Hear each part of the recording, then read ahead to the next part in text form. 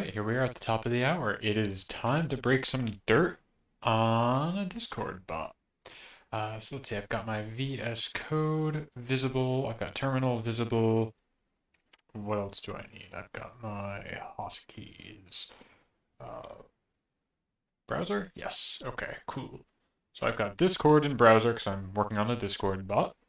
So it needs to be able to interface with Discord. So I've got that here. And I've got my GitHub here. I'm going to work on one of these issues that I've filed today. Yeah, okay, that should do it. So, the bot that I'm working on is a very, very bespoke Discord bot made for one singular purpose, for one Discord server that I'm in, tailor-made for them. But I'm trying to make it as generally applicable as possible.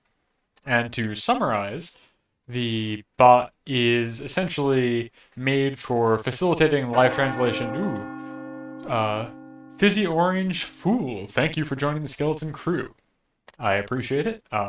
As they say, if your tombstone does not say rest in peace on it, you get drafted into the Skeleton War. So your voluntary conscription is much appreciated. You will almost certainly save some poor draftee.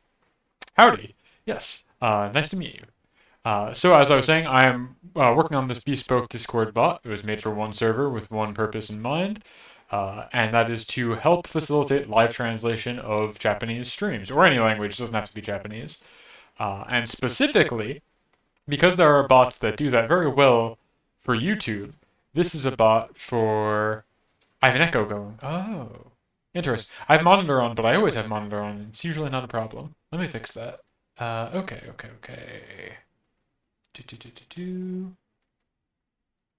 Thank you for telling me. Usually the monitor is not perceived as an issue, but I guess today it is.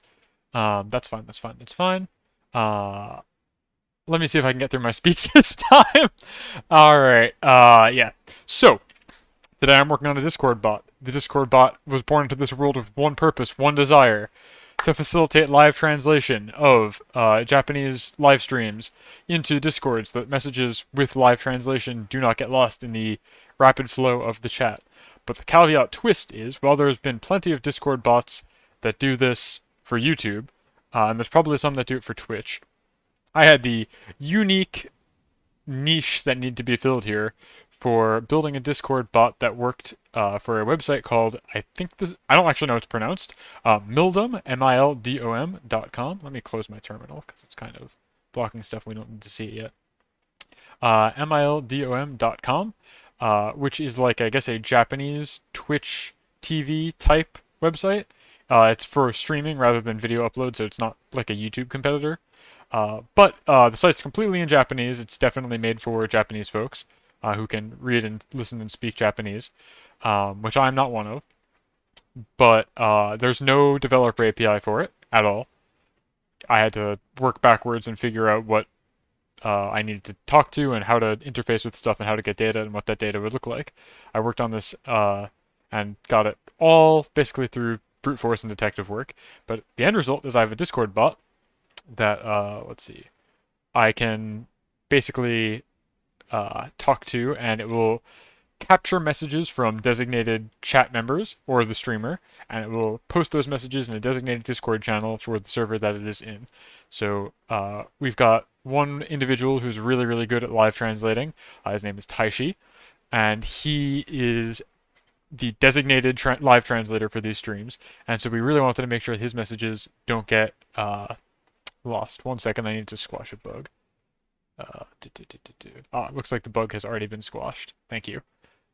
Cool. Yeah, so this bot has gotten a couple uses now because the streamer we're following has done a couple streams on the site so far. It seems to be working. It properly alerts people when the streams go live, which is really, really nice because there wasn't a bot to do that before. We had to just hope that a moderator was awake and would ping the entire server when streams went up. You found me through this GitHub, like this bot GitHub page? Stardust Crusader Zero? You found me through this GitHub page, or like my GitHub in general? Because that's awesome either way. Cool. What were you looking for that brought you here, dare I ask? because this has a very select couple of keywords, unless it was just generally for the Discord bot. I strongly doubt you were looking for something for Mildem.com, because I don't know very many folks in the English-speaking world that use the site or know of the site at all. It's like really niche outside of Japan, but that's awesome. That makes me really happy to hear. I'm glad I made this open source. Oh, a live TL version. Okay. For Mildem? Like this website? I would be shocked. I didn't think anybody was crazy enough to try this. Oh, that's cool. But yeah, so this bot has had like 3 trial runs so far. It works. It alerts the server in the expected manner when streams go live. It can collect timestamps. It will capture messages written in chat by the streamer or designated, you know, pass listed translators.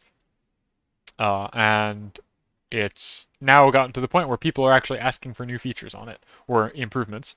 So I've cataloged all of the things that people say they want, and I'm going to pick one of these to work on today. Probably from the top and work my way down. They're in no particular order, not by like priority or anything. Also, before I forget, let me put this on. There we go. I hope that's an appropriate volume. I did a test record earlier, and I think it was good. But yeah, okay. So this bot is open source. Anybody can follow along or look at it if they want. You can find it here. Alright, so first things first, I'm going to make I guess, a new branch for one of these issues. I guess it's probably just going to be a quality of life, generally speaking, branch, and we'll see how many of these issues we get to squash today. I don't really think I need to make a branch per. So we do that, we go here, make a new branch, QOL, improvements. Why not? Cool. Alright, so we've made a new branch. Let me pull up terminal. We will git fetch, git checkout, QOL, improvements. Oh, wait, huh? Oh, hold on, this is going to drive me nuts if I don't fix it now. I spelled the branch wrong when I made it just now. That's awesome. We're going to just call the branch QOL because I can't be trusted to type more than 3 letters. QOL. There we go. So now I'm going to do git fetch again. Git checkout, QOL. Alright, now we're cooking with gas.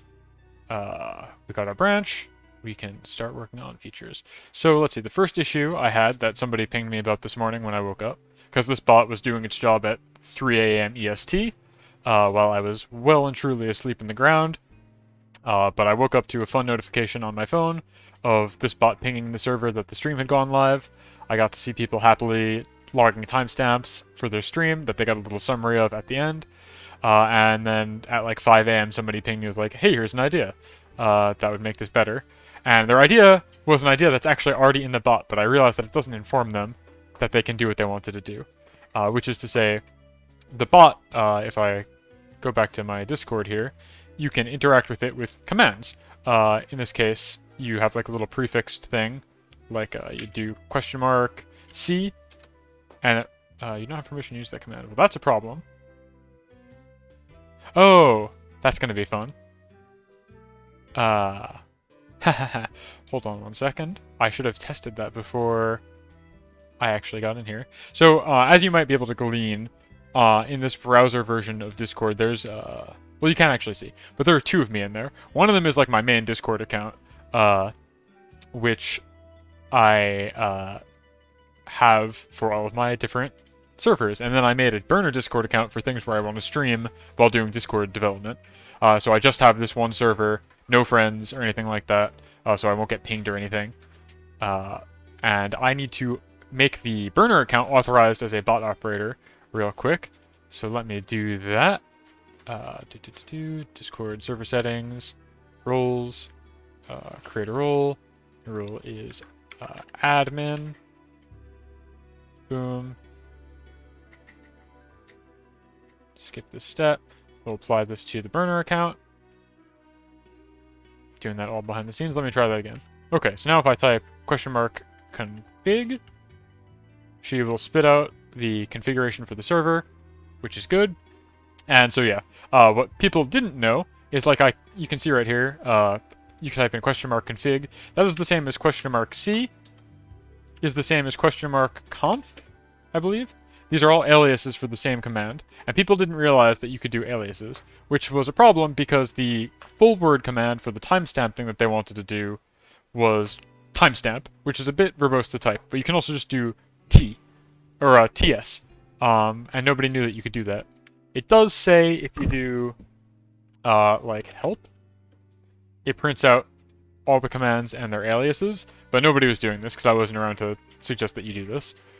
So what I want to do is make it so when you do, like, help TS, in addition to just the command that we have, it should print out all the aliases as well, underneath it. Like where it says usable by any user, it should also be like, and here are the other aliases. So that is one of the things. That is this issue right here. Some of the other things that people wanted are a little bit more involved. They want to be able to adjust where the timestamp is. Right now, when you type in a timestamp, it does it 10 seconds from when you set it.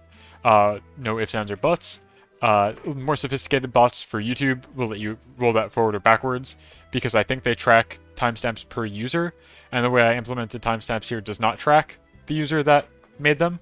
It just tracks that they were recorded, and you can upvote, downvote them, and then it checks them all again at the end, and sees if they have more upvotes or downvotes, and will record them to the log accordingly.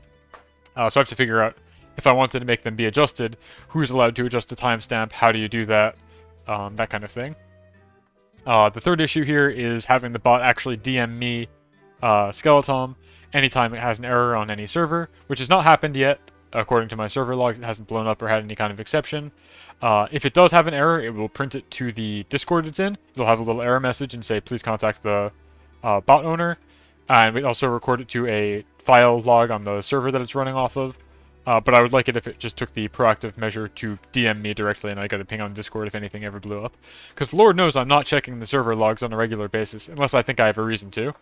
And so right now it's not an issue because I'm in the server that this is in, and it's made for one server.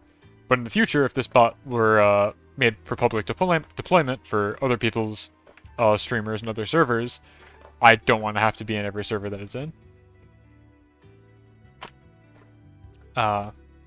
Lastly, we have the ability to just @ the bot instead of doing a little question mark prefix, or whatever prefix for a command. This is useful in the event that you have like a lot of bots. Earlier today, I was trying to figure out, one of my friends has a bot called LunaBot, who works for YouTube, and that bot does similar things with live translation and capturing messages, and I was trying to figure out how to get it set up, so I typed in, like an idiot, !help into the stream chat channel, and I got help messages in full from 4 different bots, and it spammed up the server. It filled up a huge amount of space because they all use the same prefix and they all have a help command. So I figured I should make this bot able to be directly called out if I wanted to. Am I a Luna? I'm being swayed to their side. Luna did a very, very good musical stream this morning. I can definitely see why people like her as much as they do.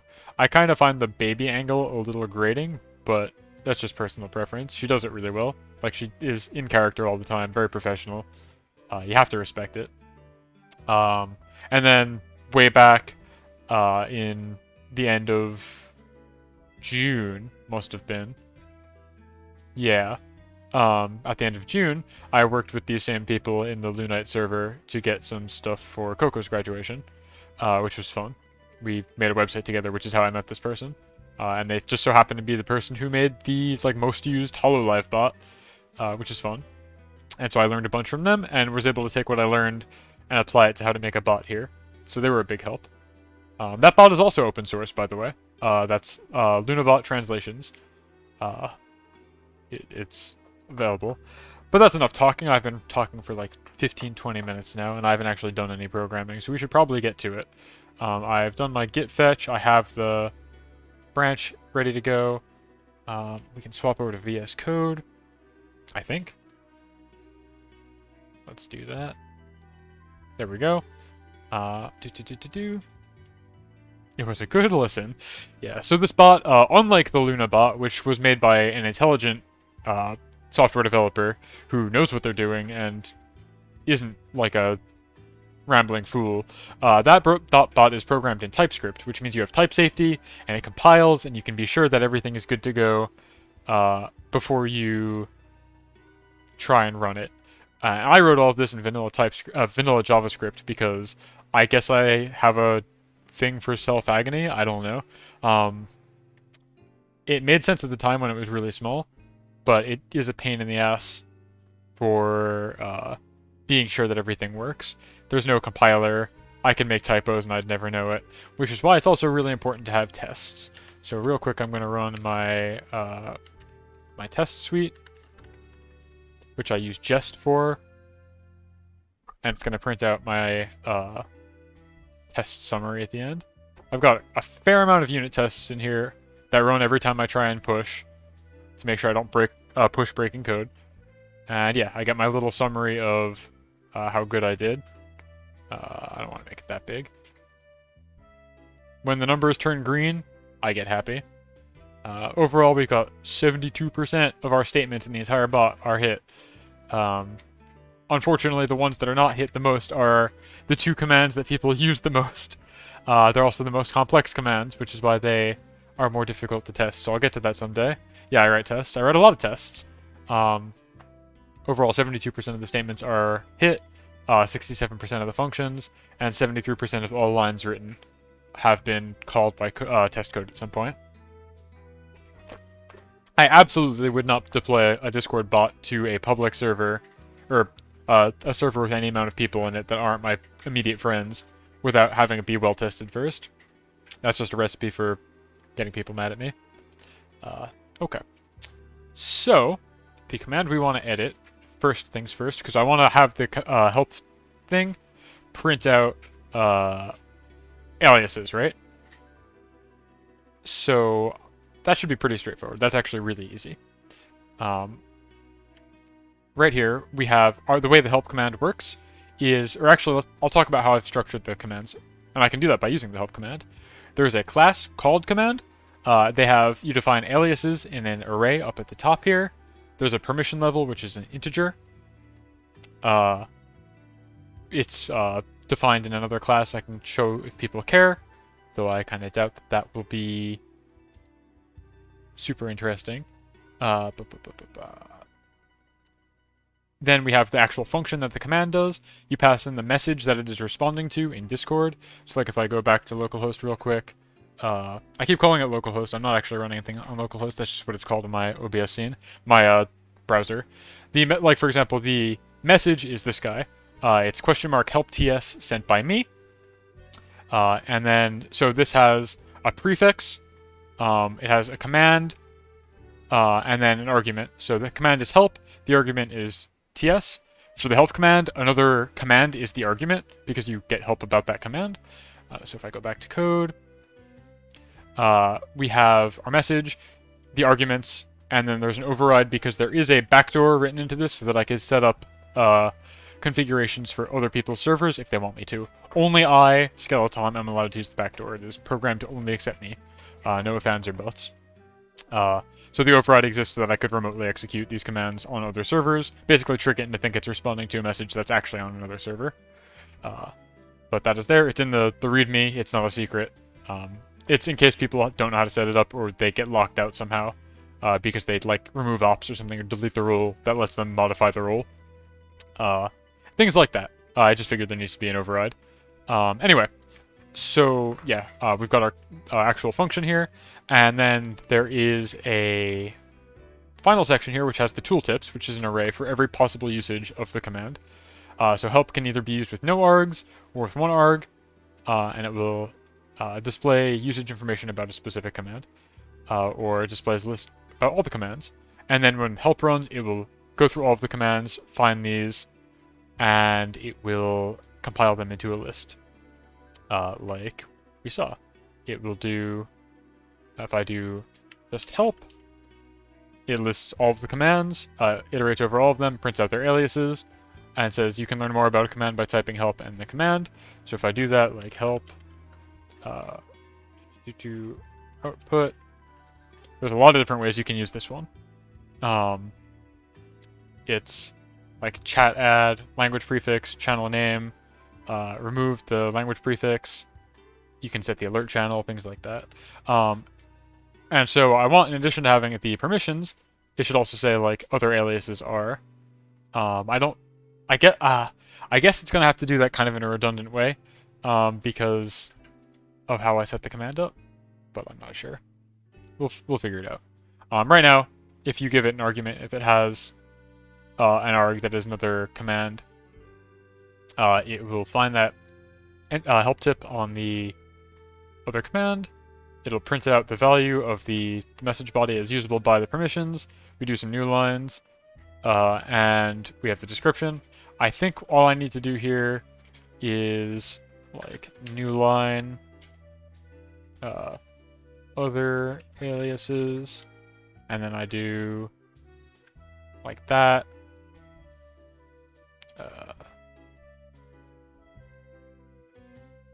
Let's see. This format's good. Other aliases, and we would do value.aliases. So one thing I will say is, even though this is in vanilla JavaScript, I went really nutty with the type defs, which are just like things for the IDE. But like if I go to, I've got a classes folder in here.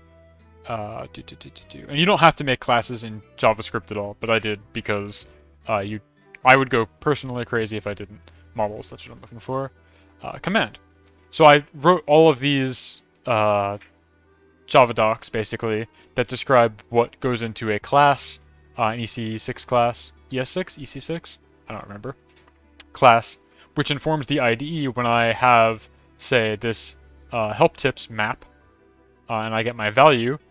It knows that it's a help tip, which is handy, and knows that entry here is a command, and so therefore it knows that command here, help tip. Wait, actually, I'm full of shit. It's not value command. I want entry dot aliases. There we go. When it has the little blue square, that means it's actually a known property. Before it was just guessing, but now I can hover over aliases and it knows it's a list of strings. So I think that's what I want. So now let's boot this bot up. npm run start. So now I'll go back to my browser. And she should be good to go. You'll note that well, you won't note because it's kind of obscured. I've got this bot in the server twice. One of them is the actual production version, and the other is the one that I'm running locally. The production version, I have the command be bound to question mark. For this one, it is still exclamation point. It's like if I do help ts. Yes. Okay, cool. That works like I want. Usable by an user. I just need to get rid of some of this white space. But now it says other aliases are these things. That's quite good. I probably want to actually switch the order of these, I think.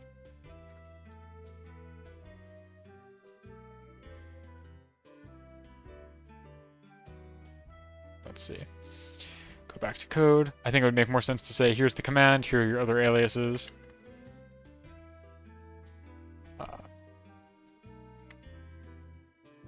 And then who it's usable by.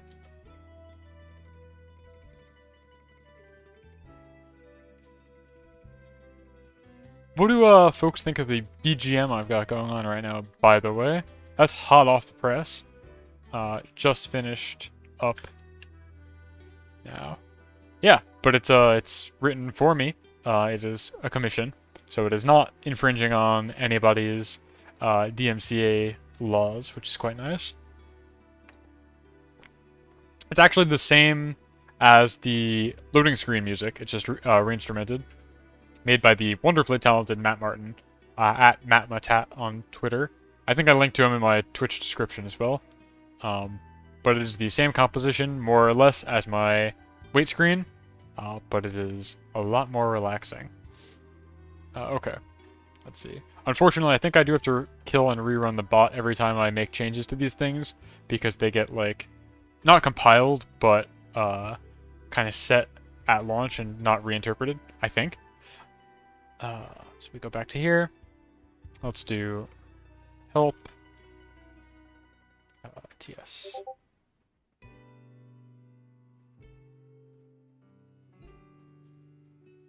Why did it go twice? Did it go twice? No. Oh. Oops. That's why.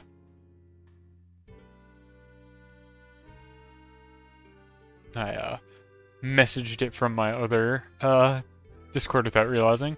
Yeah. Okay. Okay, so we've got this command, other aliases, listed, which makes sense. Usable by any user. And then like that. So if I do help output, how big is this message going to be? Yeah, I don't like that it's redundant like that, where it's got like other aliases after every invocation here, but I don't know if there's a way around that.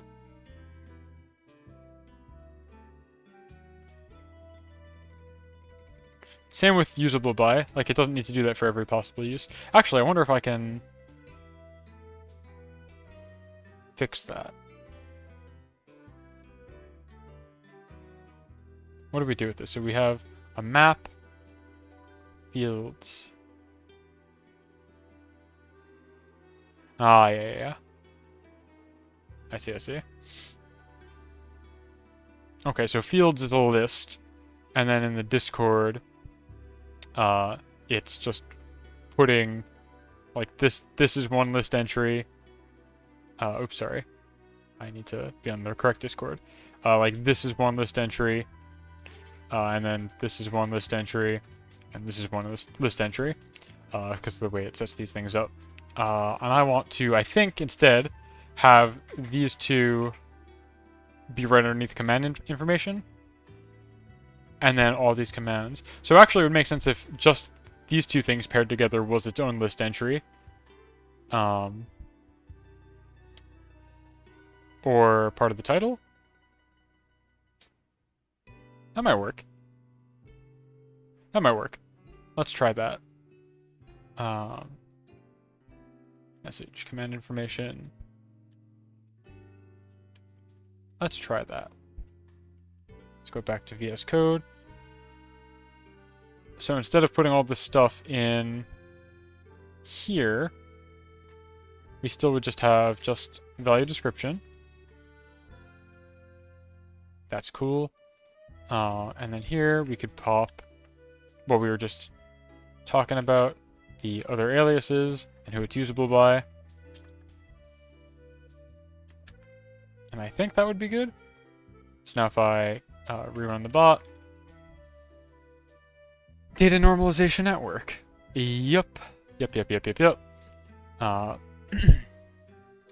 By the way, if anybody's wondering, I'm using a library called Discord.js, Discord.js, for like the actual Discord API here. I didn't have to come up with that by scratch. So like these, what I'm talking about with like sending fields and things like that in a list, that is part of the Discord.js like API. Okay, show me what you got. Help output. Yes, that looks a lot more like what I was expecting. I think I want to put a space between command information and other aliases, but I think this is what I wanted. And maybe another new line between different uses, I think. That's like really, you know, stylistic preference at that point, but that's okay.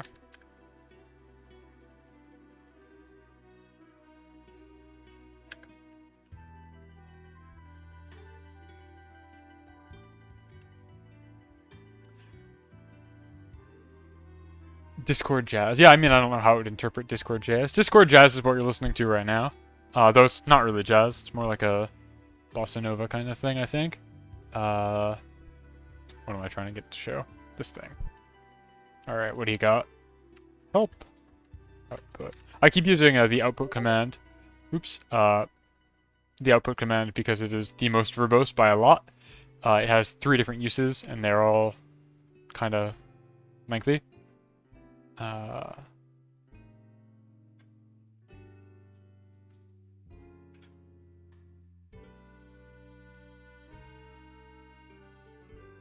Oh, I shouldn't say other aliases, because that would imply that they should just be aliases. Other than what? Because it includes all of them, including the main one. Okay, and then what else?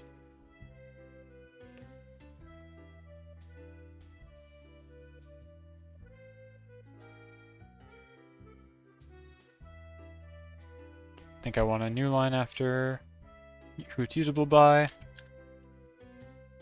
Let's kill that again. Restart. Help. Output. That didn't seem to change anything.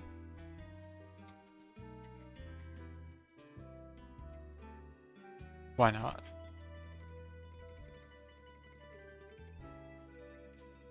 Interesting.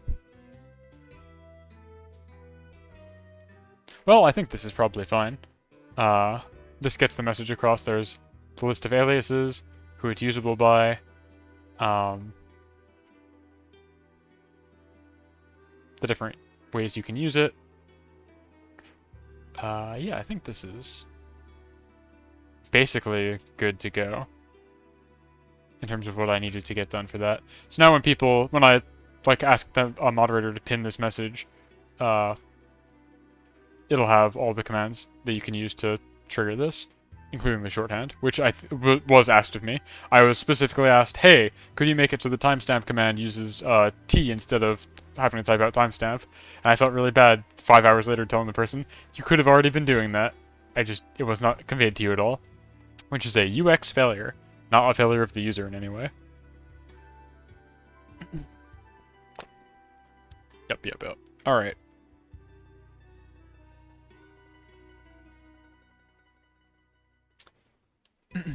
Let's see. So that's good.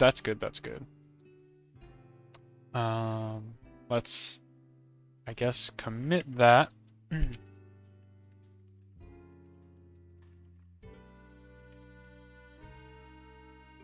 Added aliases to help. Tooltips.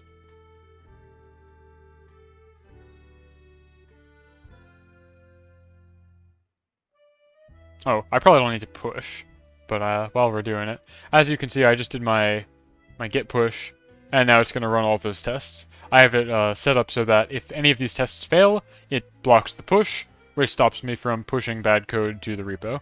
If I suddenly break the entire bot, I don't want to blow up version control as well. So it's an early warning system, and that is why I worked so hard to have tests in place.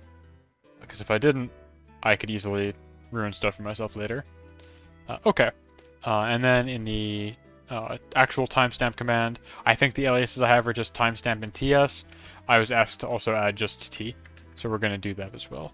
That's easy. Castle of Cagliostro is one of the handful of anime movies my friend and I used to watch as a ritual, because it was important. That is true and good. I'm not sure what compels you to bring that up right now, but you are not wrong. It is my favorite movie, animated movie, just movie, I guess, full stop, probably. Maybe the music, I guess, is making you think of it, which is good. That means it's working. Yeah, I mean, this is actually not from Lupin the Third. This is original to Skeletom. This is my BGM for me, made for me. It's not even Dova Syndrome. It's actually made for me, which is really nice. I am strongly enjoying it now that I've listened to it for about a half hour on loop. It loops well. I'll have to make sure I tell Matt that he did a good job. I told him I'd let him know if the loop was good after an hour of listening to it. Because he got it to me right before the stream because I asked for it. He's never let me down. Absolutely always comes in clutch. Okay. Okay. So I added that for timestamp. I can go to my GitHub and mark this as closed, I think. I'm still new to how to properly use GitHub issues. I use Bitbucket and Jira at work, and that's like all integrated nicely. I don't know how to indicate that this is like in progress. I guess assign myself.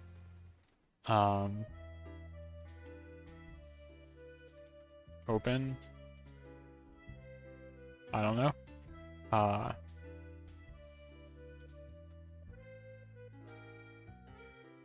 Feel like there should be like statuses. It's fine. It's probably fine. I'm not going to do timestamps being adjusted on stream. I don't have any idea how I would do that. But make bot DM bot owner on error, I can probably make happen also. Because I can very, very easily make this thing spit out errors. In fact, I will demonstrate that right now. I will show the existing behavior. So going back to VS Code here, I'm going to take this timestamp command, and because this is just vanilla JavaScript that doesn't need to compile in any way, and doesn't have any kind of type safety, I'm going to add a bunch of characters that don't mean anything. I've just typed the letter B a bunch of times on line 19 of this command, and it will not know how to interpret that when time comes to run the command. So I can do npm run start, and pop open Discord again. And I'm gonna tell this bot that I'd like to make a timestamp with !T. Sorry, we hit an error. The stupid motherfucker who wrote this bot doesn't know how to fucking program. And then it spits out a little reference error, and I have a server log, I think it's this one, in my VS Code that has all of the errors. This is the one we just hit. Reference error BBBB is not defined, and it has a little stack trace. It only spits out the top level in the Discord server because I don't need to spam people with a stack trace. I wouldn't want to either because it might expose information about where the code is actually being run from. Like here on the log, you can see it's like my D drive, for example. On the box it's on, I don't necessarily want to expose that information to servers. I don't know if it's potentially harmful. It probably isn't, but there's no need to do it. But basically, I'd like for this to get DM'd to me from the bot whenever it arises. But yeah, logs are pretty good. I'm rather happy with how well logged these are. Like it can say when the bot's starting up, basically, if any remote commands have been executed, which is useful for auditing kind of things. When streams start and stop, they'll be logged here as well. Yeah, okay. So I'm going to keep this error in here for now. How do I handle errors? Where is that defined? I believe that is in my... under engines. I believe that's under events is where I define my error behavior. No. It's one level up from this. It's in bot. Yes. Okay. So the way this bot is set up is when it launches, it iterates over a list of events to listen to from Discord, which have a key, like ready, and then a function where you pass in the client itself, the input, which is usually like a message, and in this case I've given it an error handling function. And so it'll iterate over this entire map and make listeners for all these different events. And then inside one of these is it iterates over that entire list of commands and waits for a message. That is this one right here, message, where on message received, it will iterate over the list of commands and figure out which one it is. So it's like a list of lists, basically, or a list that contains a list. And so then on the outmost layer, I can pass in this helper function, or this error handling function, I should say, which is this guy right here. And that lets me define this in one place, and if any part of the entire system blows up, it's catched? No, it's caught at the highest level. So any part of this that blows up should hopefully be protected, unless this code itself doesn't run, in which case I'll have bigger problems. But I should know that right away, because this is when the bot launches, and if it fails to launch, I'll be aware. But if it fails something during runtime, I need to be handled safely. So we pass this error function into everything that can run, and we wrap the promises of the commands in this error function. And I gave it a little bit of flavor because it was appropriate for the server it was in. I might make this configurable if this ever becomes actually publicly deployable, because probably most people don't want such an abrasive error message. But to me, it seemed right. So, I have it log the error here. That's what this does. And so in addition to that, I want it to DM me. So we're going to take this. I also need to know what server it blew up on.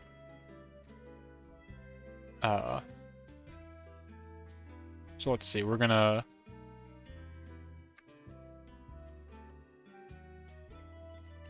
const guild ID. We're going to break this out into its own variable, because now I need to reference it in 2 places. This defines the server it was on. We're able to get that information. We make a logger based on that, which gives us the uniquely named files, so we can easily find logs per server. But now I want to also have it included in the message it DMs me.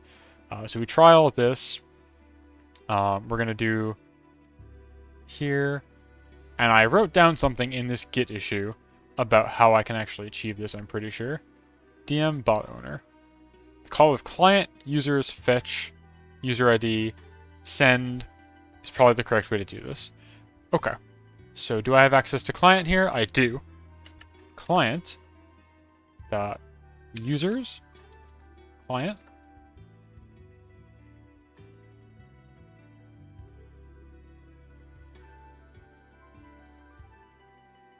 Wait. Yes. Client. Hold on, this might be a place for more type defs. So client here is a, let's jump to that, is a Discord client. And this does in fact have a sub-client defined in it, and I should be defining what's in that with a type def. This is a Discord.client, and this is a console. So now if I go back to here, it will understand what I mean when I say client.client.users.fetch my ID. I don't remember, but I have it written down somewhere. This will just be hard-coded because it's supposed to be to me, not configurable in any way. .send. Now we can format this message with my absolute favorite feature of JavaScript, which is string interpolation. I love those little tilde methods. Okay, so server, we're going to say error on server. This will be guild ID, and then we can do new line, and then it will be, does E have a stack trace? If it does, print it. Otherwise, just print E. And now I gotta go find my owner ID, which is this right here. So I should break this out probably and make this accessible in some way. Because now it needs to be referred to in 2 places. Originally it was fine to just be in here.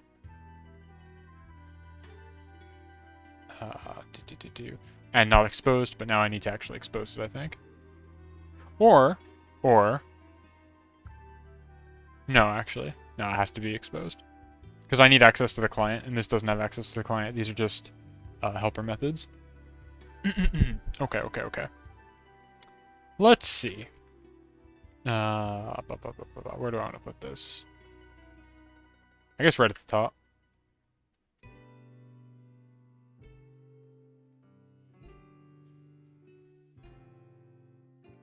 Uh,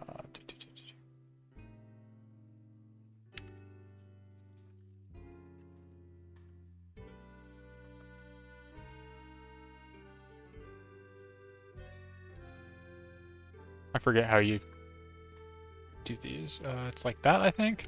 Okay, owner ID. Turn owner? No, it doesn't like that?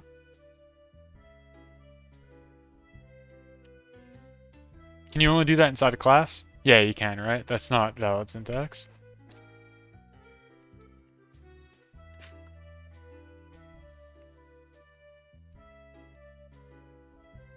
Let's see. I don't remember. Do I? Okay.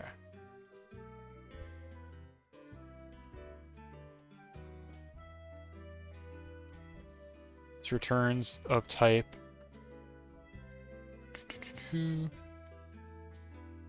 string, and it is gets string ID the bot owner.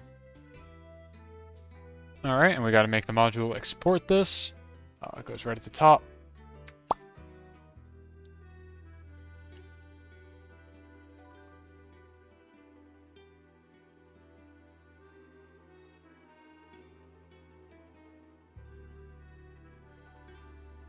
Oh, I can actually probably just make it export the const, couldn't I? I didn't need to make that a function at all.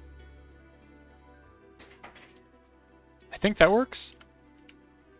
And then I could just do owner ID. Yeah, I think that works.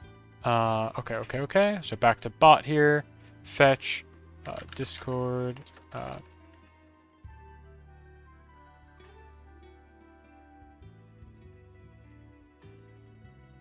Yeah, and it just knows what that is. Awesome.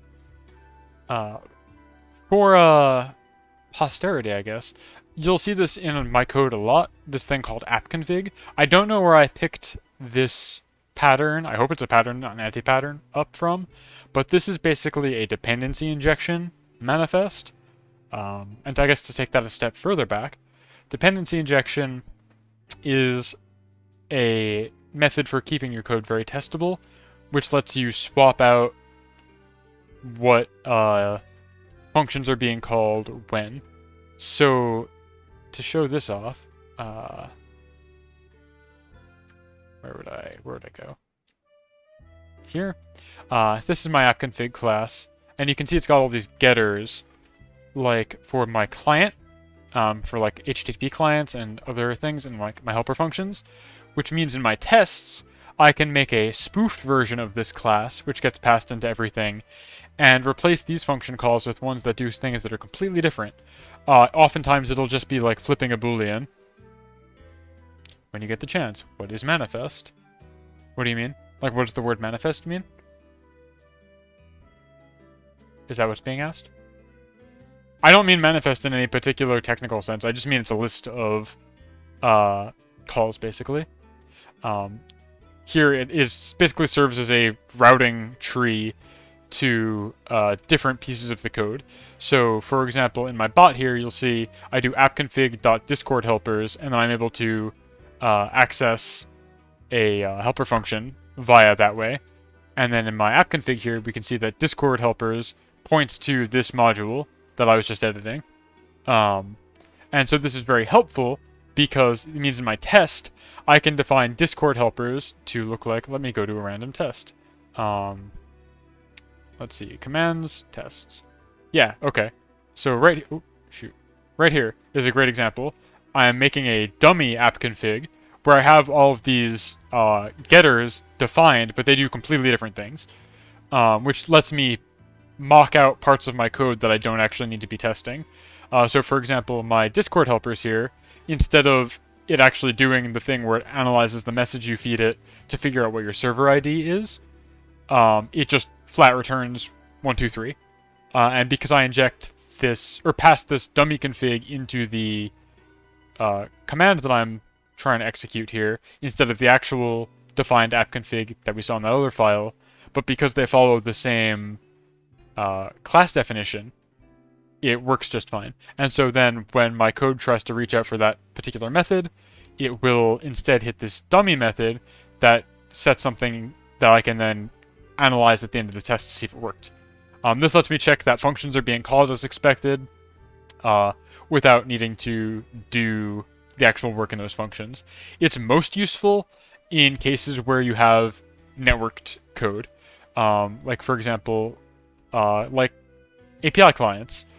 If you have a test that you need to, or you want to test the listener for your chat server or something like that, but you don't want to actually do a network call and ping the server every time you run the test, you can mock out the client itself and have it so when it does the ping method, it just returns like a string that says, yes, message returned, or like an object or something like that, and you never actually do a network call. Your code's none the wiser, it thinks it called the method it was looking for, but your test knows that it didn't actually do that. It's very useful. So yeah. That is where the app config comes from.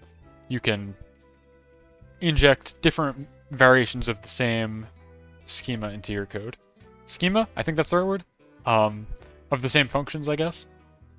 It works better in strongly typed languages for sure. You'd make it like an interface. App config would be an interface. But in JavaScript, everything is just an interface, if that. Anyway. This is, I think, good to go. So let me boot this up again, boot the bot up. Start. Let's look at Discord again. And if I do T,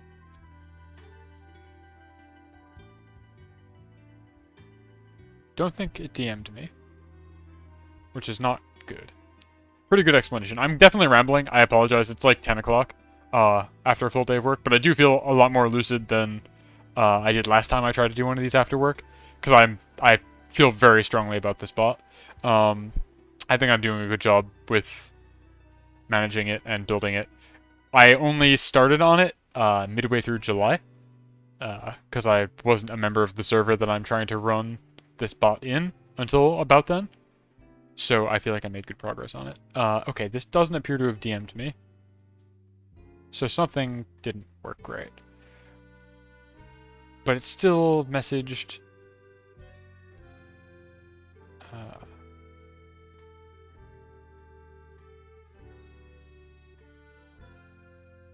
What happened here? Well, okay. So this is in a try catch. I'll go back to VS Code. This is in a try catch, so there should be an explanation of why this didn't work in my log file. Client.client users fetch.send is not a function. Plain and simple. Yeah, dependency injection is kind of nutty. Basically, in a strongly typed language, your app config would be an interface that defines I already lost it. All of those getters and explains what kind of types they return. In JavaScript, that's not strongly typed. You can make it up as long as you know what you're trying to get to. Type defs are really helpful for that. Java docs are very helpful for that. Helps the IDE know what it should be expecting. But it lets me swap out any of these pieces in this instance of a test for a different module. It's a mapping, a routing tree, basically. Okay, so it says that this is not a function. Might be true. I might have gotten bad information. Oh! Yes, fetch is an async. That makes sense. I can't just do that, but I can do this.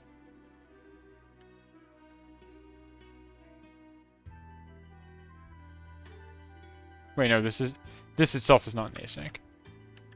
So it'd be then you, I think.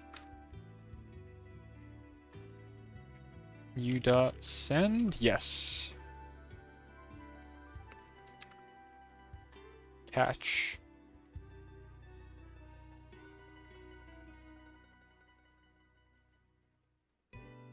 E, and it would do this. Okay, so the reason it didn't work is because the function fetch is asynchronous, which means it returns a promise, not the actual user object which I need to invoke the send on.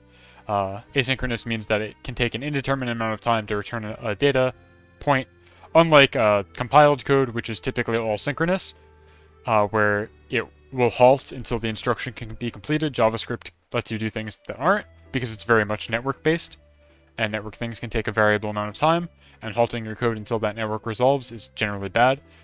So you need to capture it in what's called a promise. It promises it will do something, promises it will do the then when it gets it, and if it can't, it'll do what's in the cache.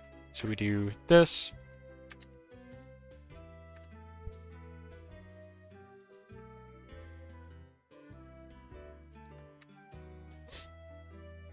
Now we will try that again.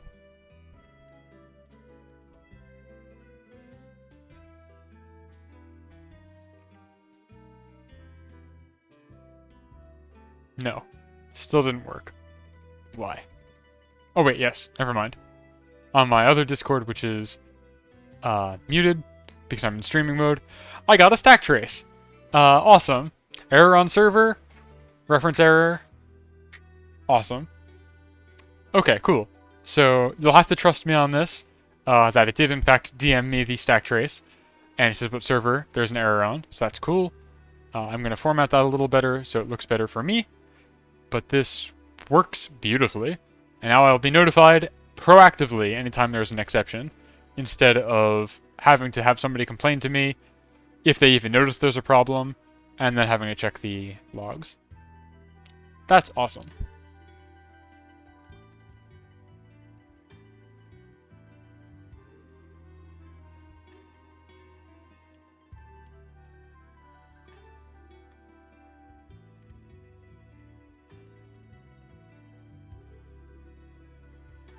Boom, like that. And then I think I want this to be in like that. And then on the other end of that, like that. That's triple tilde, which formats things nicely on Discord as like a code block, which this ostensibly is because it is a stack trace. Let's give that one more try.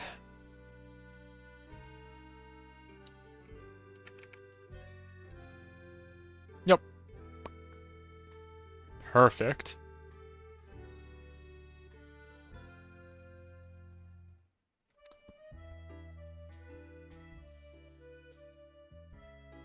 That's awesome. Okay, that works great.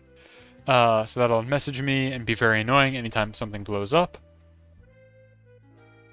which is exactly what I want.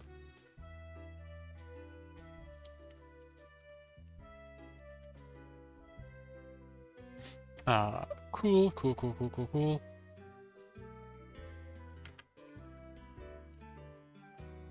Making great progress so far.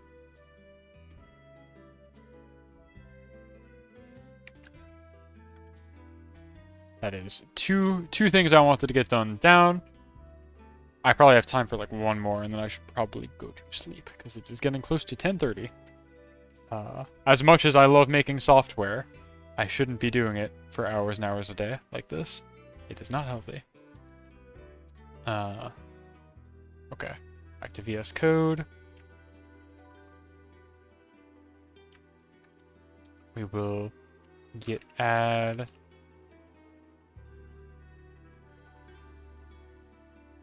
Oh, nope, hold on. Let me, not break this command. Though I think I'll leave this in for a second. I just added code that is very bad and would break on actual deployment. But I think if I do... I'm going to demonstrate why unit tests are useful right now. I'm not going to try and commit because I might be wrong. Git, npm run test should break and say, no, you can't run one of these. And it would in theory block my push. Nope, I am full of shit. I need to improve my tests then, because it did not catch that there's a fatal error in the body of the timestamp command here, and it would have let me push that and it wouldn't work. on production. So I need to add a test for this timestamp thing. This is the last command that I added before, like I think I added this 3 days ago, right before the weekend. So I have not thought of good tests for this. If I were a real good programmer, maybe I was being paid to do this, I would have definitely written the tests before I wrote the code, and I wouldn't have pushed this until it was tested. But because this is my free time thing, and I was really, really under what I felt was a self-imposed time crunch to get this feature out before the next time a stream was up, I skipped that part, skipped on it a little bit. Don't tell nobody. It's a secret between you and me and everybody who's watching this, and anybody who watches the VOD. Big secret. Okay, so I removed the offending code.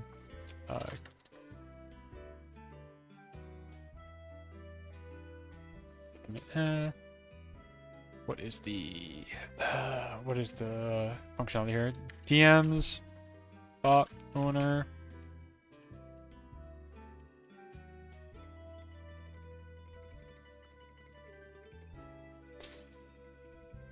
I'm gonna go get some water. I will be right back.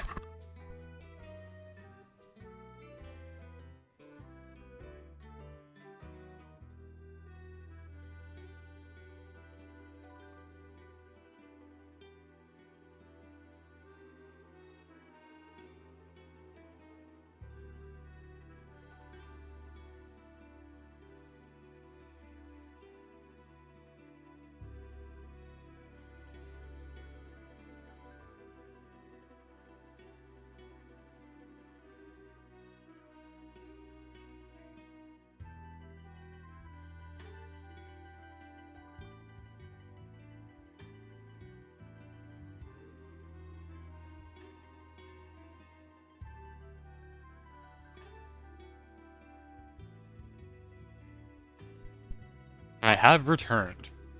Alright. What's next? Let's pop back to VS Code. Or not VS Code. The opposite of that. Let's see. So I've done this one. And this one. So far. I don't want to do the adjustment for the timestamps.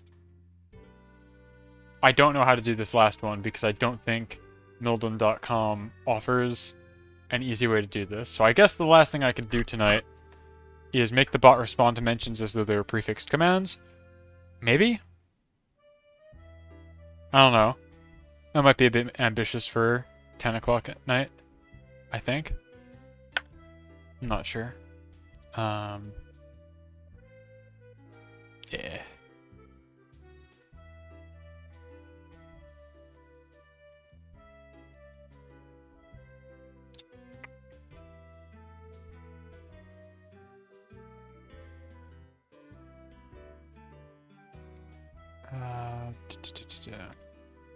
I'm deep in thought, sorry.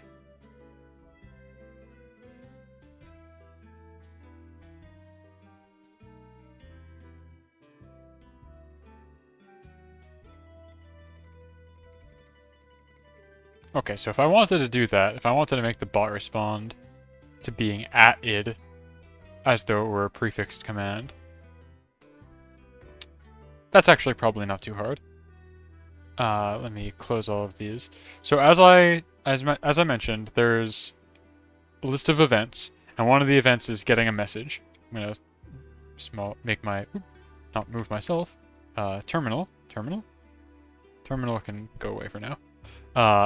One of the events is message. When it gets a message, it responds to the message in kind. The way it does this is first it checks to see if it's being DM'd. We don't respond to DMs. We don't respond to other bots. So we just abort immediately. We check to see if there's the prefix, which is defined per server, so it gets that out of its storage. Config storage here. Checks for the prefix. If the first letter of the thing is the prefix, or is not the prefix, we abort. Then we can get the arguments.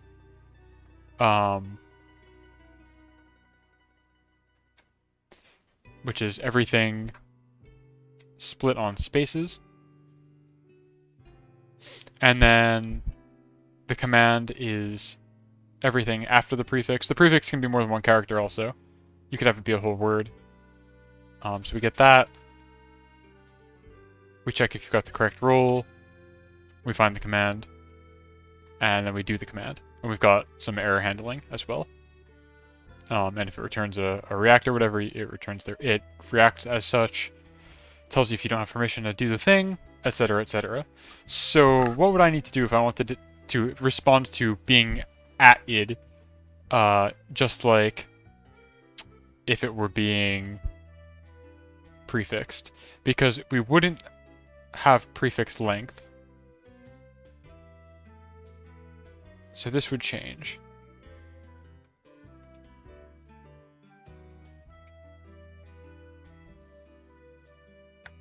And if you did an at, it might be like the bot's name space, and then it would think that the command is one of the args instead of the command. I think.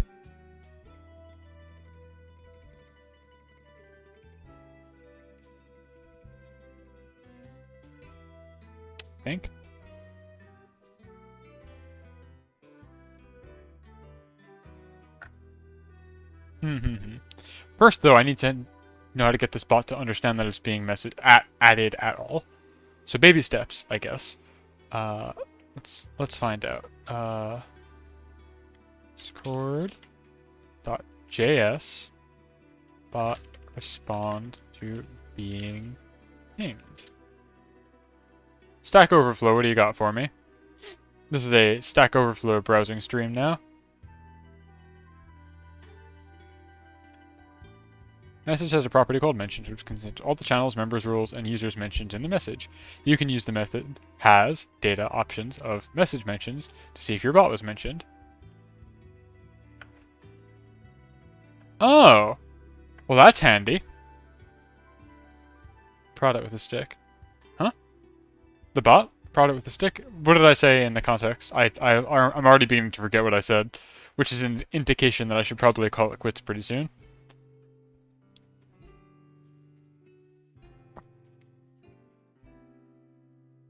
How do you address the bot? I'm very nice to this bot. I would never prod it with a stick. I got a little bit of flack in this server. I got some good-natured ribbing because I referred to the bot as a she, because it's named after the avatar of the streamer. I named it Little Daiko after the avatar of Kason, the streamer that we are using this to do watch-alongs with. Her Vroid avatar is named Daiko, which means like proxy in Japanese, I believe. So I have referred to the bot as she, and people laughed at me for that, but that is what it is. That is me empathizing with machines too much. So I would never. How do you address the bot? Okay. So, I believe, unless this is wicked outdated, which I don't think it should be, I can basically copy that, and we will see if this works. I don't know about getting the prefix, but we can do if message has client user ID console.log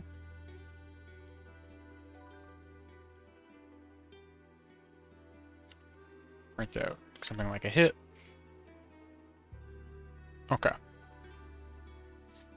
So I'm going to run the bot again.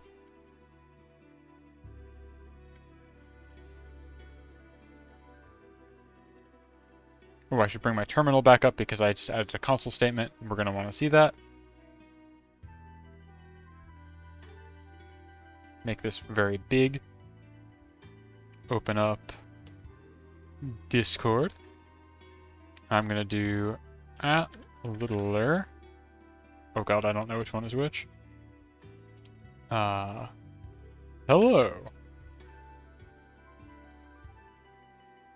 This did not print a console. So something doesn't like that. Why? It is running. So that didn't work. Message mentions has client user ID.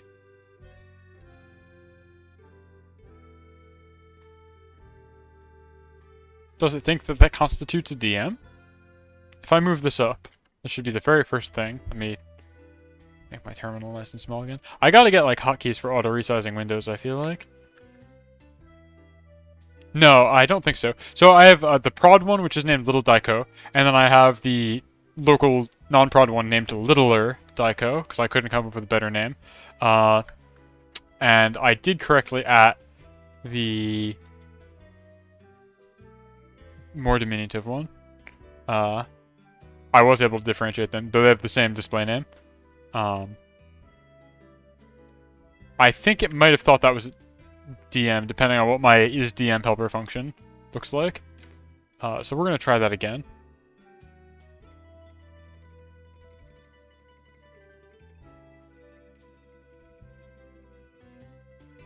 Nope. Okay, it's just not responding to that at all. I wonder why.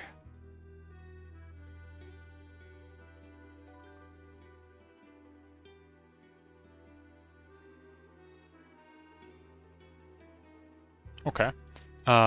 Let's do...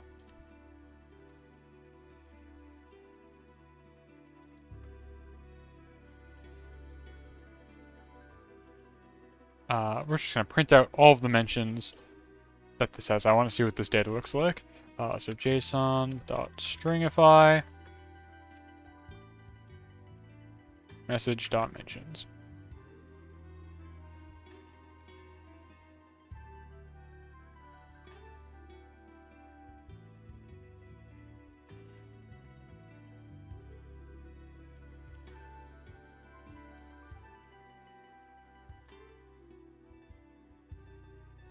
Oh! Oh! I know what I did wrong. Okay. So, I don't know how visible this will be. When I do @ there are the two bots on the top. These are members. And what I forgot is that every bot you add to your Discord server has a role made specifically for it. So you can configure like what server channels it's allowed to be in and talk in and things like that. And I was pinging the role, which is not the same as the user. I feel like I would want, in this case, these to be used interchangeably. So you were right, I was pinging the wrong one. You were absolutely correct. But if I do this, we get printout in my console here. Yeah.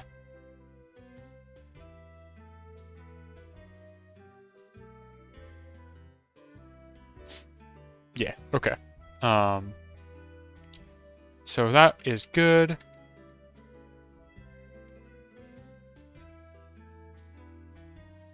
Let me roll back to where we were.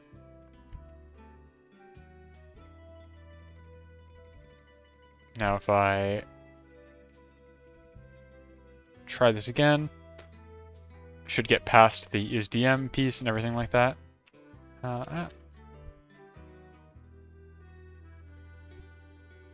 Yep, okay, cool. So we can understand that it's being communicated with.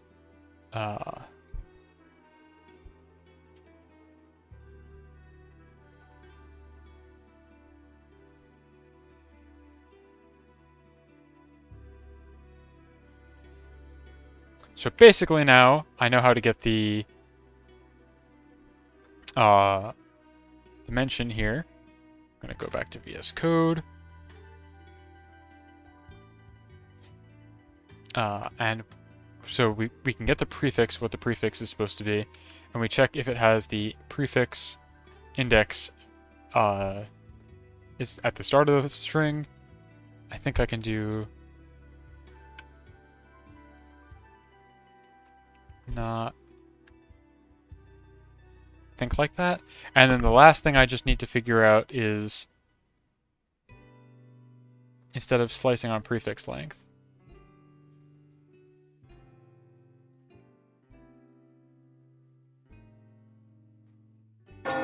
oh, I gotta shrink my raid thing. Hey Tony, did you finish the Nobel? Thank you for doing the raid. I appreciate it. It's the graveyard shift here for sure. I am still writing code at 10:15 p.m. No, bell has been completed. Awesome. I do not have a shout-out bot. You're going to have to do it manually. I don't trust robots unless I write them. That's what we're learning here. So I might very well make a Twitch bot for myself at some point. That might be fun. That would be a fun stream. But I don't trust a robot unless I write it myself. That's what a bachelor's in robotics engineering has taught me. You can't trust robots unless you do it yourself. There's like a software engineer joke about smart machines and everything like that, where it's like everybody gets, you know, smart TVs and these Internet of Things type devices, but the more and more tech savvy you get, the fewer things you have until all you have left are a printer and a gun in case the printer does anything weird. And that's kind of how I feel. Yeah. Exactly. Thank you, Bon, for being the Emmanuel shout-out bot. Sailor Tony here is another vtuber. They just debuted last weekend, a couple days ago. Today, their like inaugural stream past debut was they were doing a Gunpla build where they were building the Nobel, which is the Swedish Sailor Moon-looking Gundam from G-Fighter. And it sounds like they completed it in like 2 hours? 3 hours? 2 hours. Which is pretty good. I mean, it's a small high grade and everything, but that's still really good for, like, doing it on stream. Doing that while talking to people and, like, thinking about streaming and monitoring everything like that is very good. That's very fast. Okay.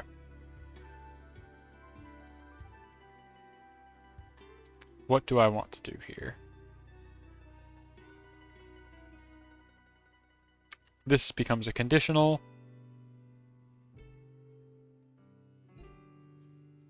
But on what? Basically, this peak can be 0 in some cases. But what is the condition? I think this can be 0 anyway. Oh, wait, no, actually. It's not going to be 0. It's either going to be prefix length or the length of the bot name. Shoot, I actually don't know. Hold on, we need to print out, we need to do a console.log message.content. I don't know if it's like the whole name of the bot or if it's using the ID. So we're gonna run this again.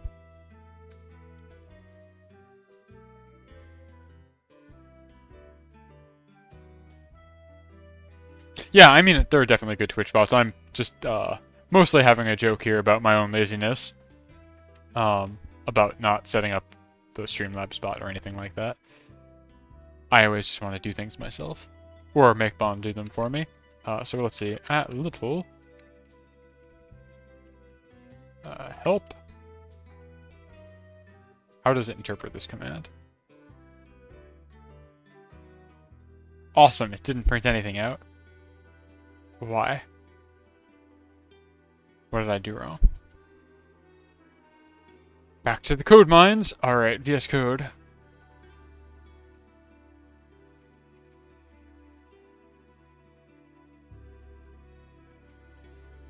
Message content index of prefix is not equal to...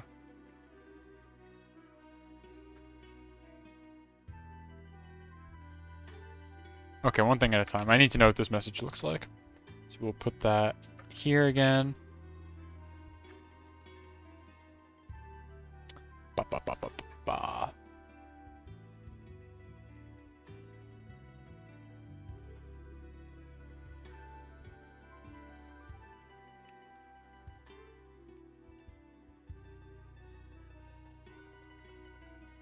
Okay, so it does use the ID for a mention like that. I see.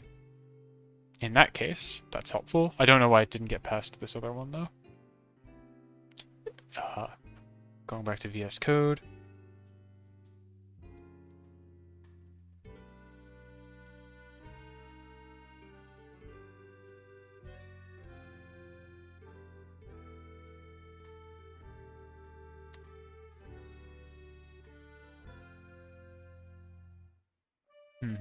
Okay.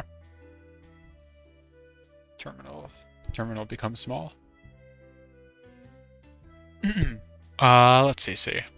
So the conditional here is if message content index of prefix is not 0, as in the message doesn't lead with prefix, or message does not have client user ID, return.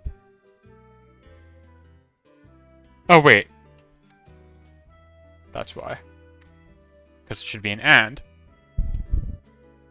I'm smart, I promise. Both of these need to not be true in order to skip. If one of them is true, it's still okay. So let's see, what does it think args are?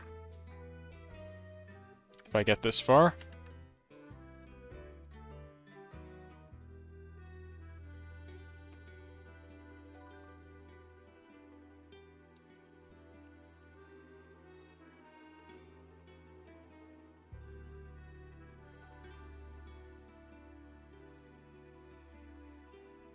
What do we got in terminal here? Oh, cool. Okay. So it thinks the arguments are the bot ID, help, and output, which is almost correct. By comparison, if I do help output,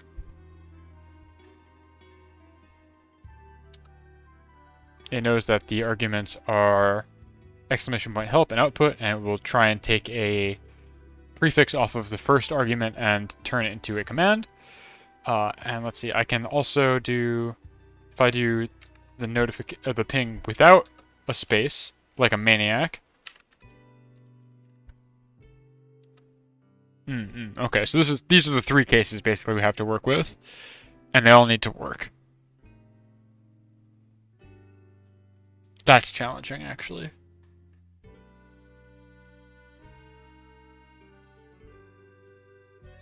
I mean, I could just be a stickler and be like, nah, you gotta do out with the space, or I can't help you. But I feel like that's bad UX. It should be really robust. But I'm not sure how to make it work well for both cases 1 and 3 here. But we're on to something for sure. And then, yeah, I'm gonna need to modify my slice here, because we don't want to slice on the prefix length. It'll be the name of the bot, I think. What is the actual...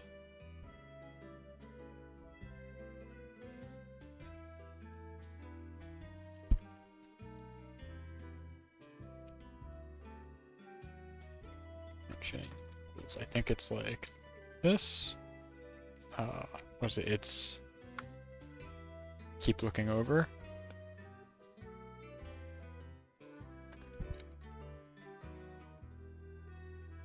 Like that, I think. That's how we do the mentions.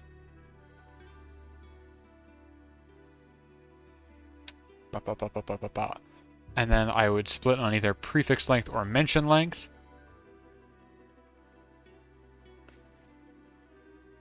Oh, I know how to do this. I'm smart, I think. Command is either equal to arg 0 equals mention.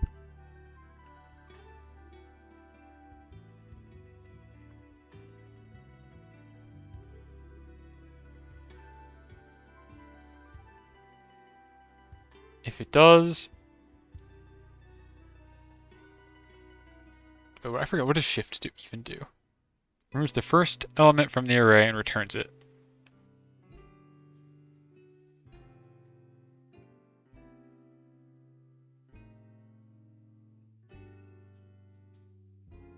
Okay, yes.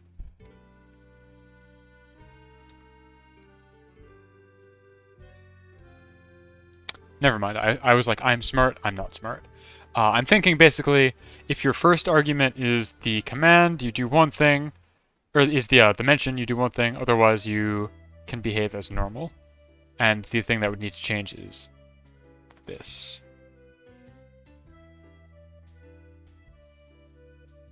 But I need some way to know if you're pinging it or using the prefix.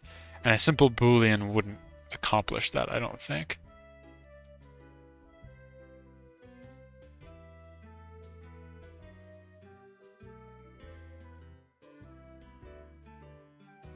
Maybe this is a dumb feature. Maybe this isn't even a good feature. I don't know. Problem is spaces. Yeah, basically. So going back to my terminal here, basically,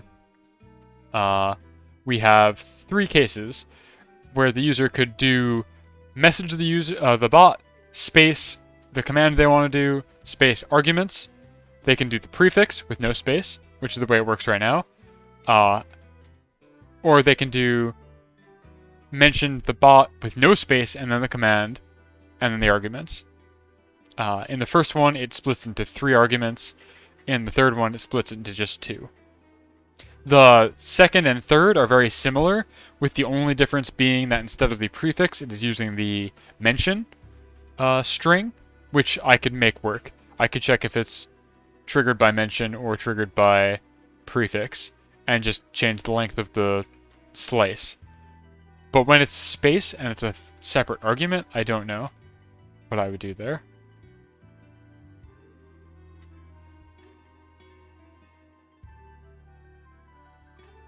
I think it would be something like... Oh, you're not going to like this. I'm going to get really...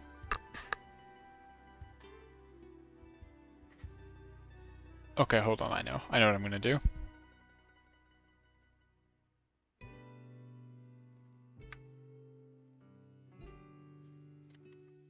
Hold on.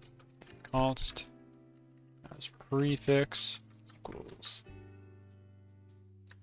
that.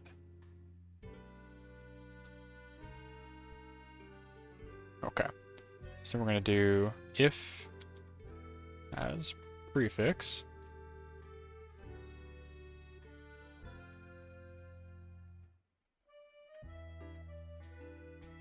Yes, it doesn't have the prefix and it doesn't have a mention. We're good. Okay.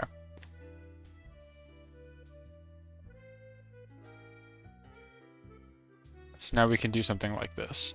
And this will get better. I will refine this. You can do as prefix, question mark. And if it does, we do the thing that we are currently doing. If it doesn't, we can do another ternary. We're going to chain ternaries to make this the least readable code in existence. Oh, I'm blocking the whole thing. Okay. Yeah, so I added has prefix, and I modified our existing Boolean to reference that. Later we check that again to see if basically that's how we triggered this. If it has the prefix, we do what we were doing before. If it doesn't, we can check if arg 0 equals mention. And if it does, we do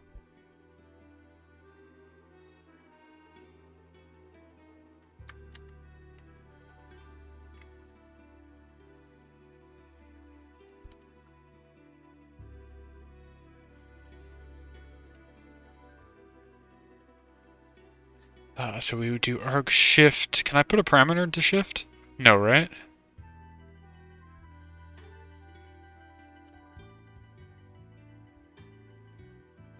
So if the first argument is the mention string,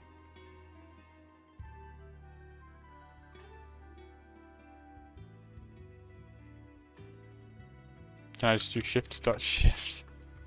There's probably a better way to do this, but this is what we'd call rapid prototyping.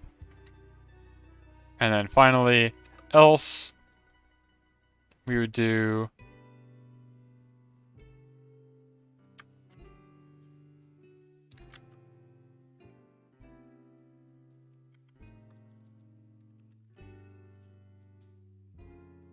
I think double shift will work, but I bet you can. Please separate your ternaries? Nah. We'll get there. But why would I do that? Why would I separate my ternaries?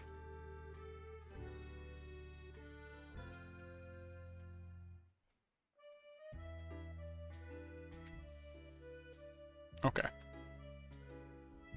Sounding like you now. That's a good, compelling argument for doing something differently, as I'm starting to sound like you. Alright, let's see if this works. I'll be amazed if it does. Good. It doesn't work. Good. As it should be. Okay.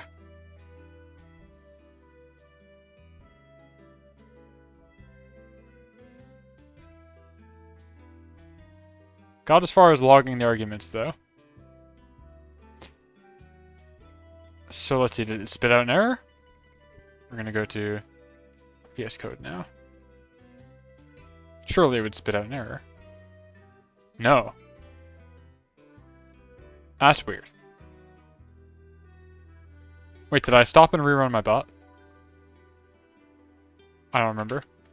This is a sign that I need to, like, immediately pump the brakes and call it a night soon, because I could not remember if I just rebooted the bot or not.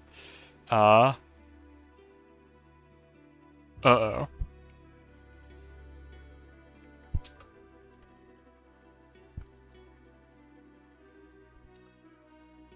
Okay, good.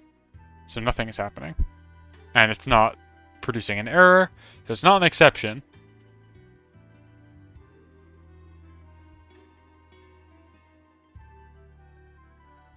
Can I get it to print out what it thinks the command is at the end of this?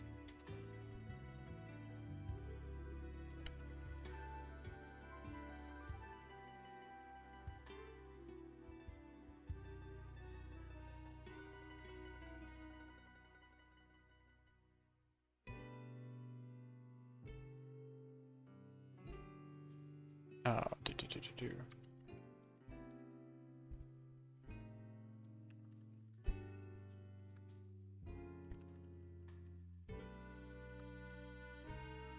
Alright, what do you got for me?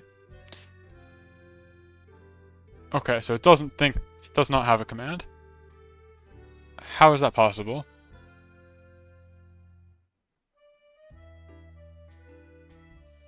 This should be triggering the second conditional here.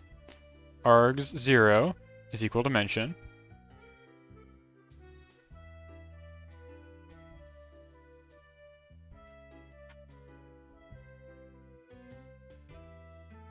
We do a shift. And then another shift. Oh! No, that's nothing. You can't do that. Shift doesn't return the array. Shift returns the string. Can I put in a number here? Is that like anything? No. I want, not shift.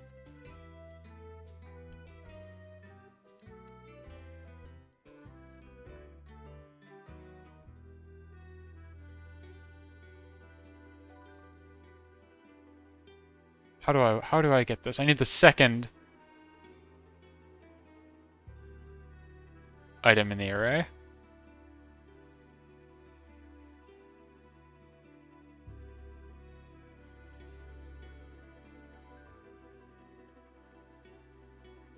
I guess I can just do that for now. I mean, yeah. Like, I could just do this for now. I guess. That's probably the correct way to do it. There's no guarantee that there will be anything there, though. So this could potentially blow up in, like, a fatal exception way. Because if I just add the bot, it'll... Like, I'll demonstrate this, actually. Thank you for, you know, pointing that out, though. You are correct. I was trying to think if there was, like, a good way to do it. Or a different way to do it. So, like, if I just do at the bot... Let me show my browser. And I hit this. It's going to be like fatal exception, right? No?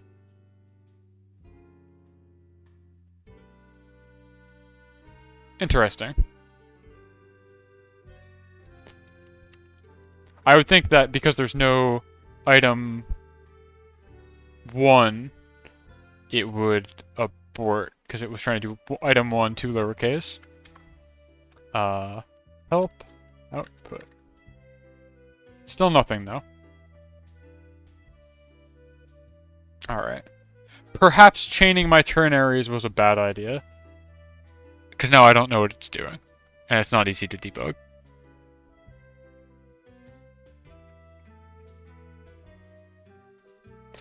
Perhaps.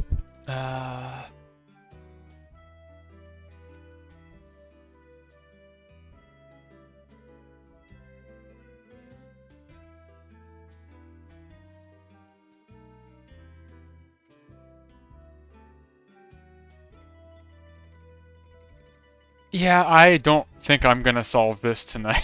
I think staring at this is probably not gonna help. I'm just gonna make it worse by trying to do ternaries here. So I'm gonna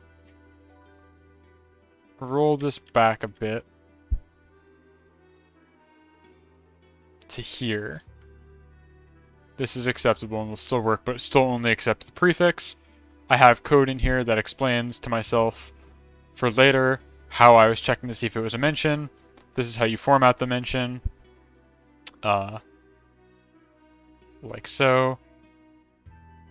I believe. Oh. It's like that. And I will get back to it tomorrow with a fresh head, I think. Because this has been about 2 hours. Hour 40, which is pretty good for late at night. Time to fix later? No, it never fixed. I'm pretty good about my to-dos, honestly. But that's a good point. I should also put a to-do in here. So let's see.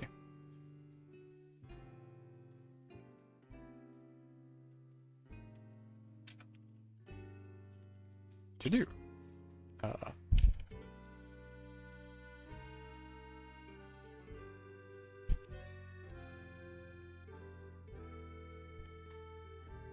Figure out cases for mention with space and mention with no space. Bargaining. Oh, that's cool, actually. That's not a bad idea. Having my pre-push thing. Like, I have it run tests right now, but having it warn you with how many to-dos you have would be cool. I like that idea. I'll see if I can set that up. Unless you have something you could share. I'm using a Husky for my Git pre-push stuff. If there's like a cool Husky command. Or you're saying it's your IDE, not Git. I don't know. I'm just using VS Code. I don't know if it can do that out of the box. I'm excited to see this bargaining clip. But for now, let's remove these console logs.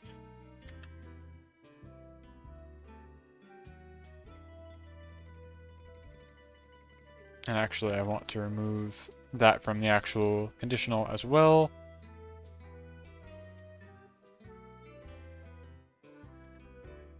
Leave that there as a note to myself. I'll comment this out as well.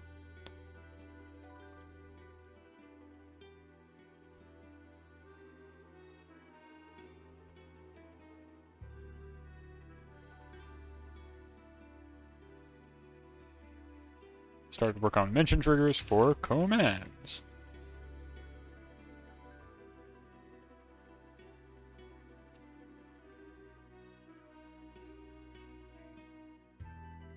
Gonna run my tests. Hopefully everything is still cool.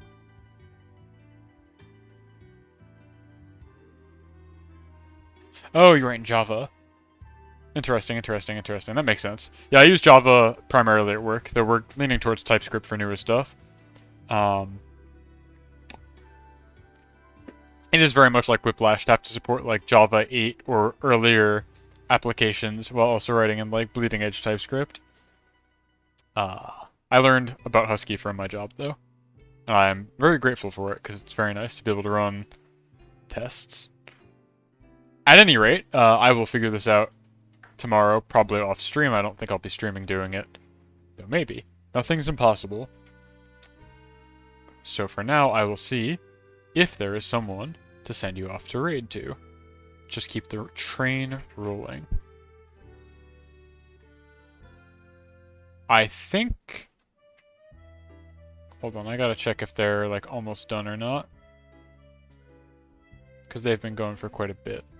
Okay, I'm gonna send you off to my pal Flare, who is drawing right now. They're doing an art stream. See you maybe. Yeah. I will tweet about it if I'm going to stream again tomorrow. Though Wednesday night is wrestling. It's Wednesday night, and I know what that means. So I usually am just watching television with my friends on Wednesday nights and not streaming. But maybe after that, who knows? We'll see how I'm feeling. Thank you for stopping by and keeping me company while I programmed this bespoke Discord bot. Again, you can check it out yourself if you're interested in how its internals work over at here, because it's totally open source. What else I got off the top of my head? That's pretty much it. Let me know if you've got any concerns, complaints, want a bot like this for your own server, though I'd be really amazed if any of my viewers had a specific need for this kind of thing, because of the really niche nature of it. But keep me informed. Thank you for stopping by, and I'm now going to send you on a raid to Flare. Raid Flare Cat Streams. So, yep, that'll be all. Bonasera, good night. Or I guess it would be Bonanote at this point. It's like almost midnight. Have a good one.